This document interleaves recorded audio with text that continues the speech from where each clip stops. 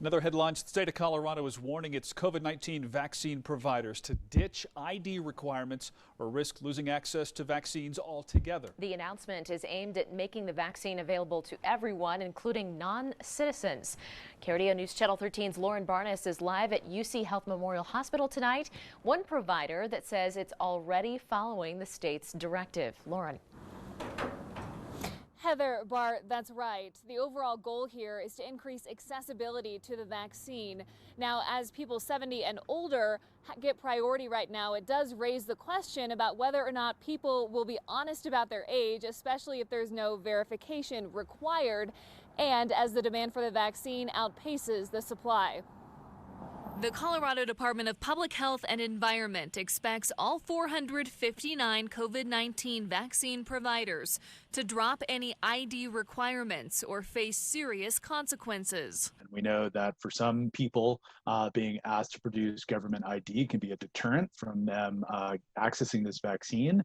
And that does not get us to our goal of saving lives in any of this pandemic. Ray Ramon agrees with the principal. I don't believe Colorado should be requiring IDs for vaccines. I think everybody should get it that's in the United States, period. The state suggests providers ask for information like name, address, and date of birth, but no official ID. Gina Hansen is skeptical about how honorable the honor system will be. Yeah, I do think it'll allow for people to cut in line and try to cut corners. Is there concern that people will try to jump in line before it's their turn? We're really in a wonderful position that Coloradans want this. Simultaneously, we do need people to really be on this honor system. And we need to be able to trust people that they're not going to try to jump in the line because we're not requiring an ID for every vaccination. We've reached out to El Paso County's vaccine providers to ask if this will require a change of policy. Peak Vista's website shows that an ID is required for people who aren't current patients to sign up for the shots. A spokesperson tonight telling me that will likely change as Peak Vista plans to follow state guidelines.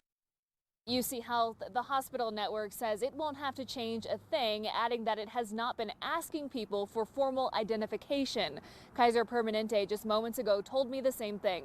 Reporting live in Colorado Springs, Lauren Barnes, KRDO News Channel 13.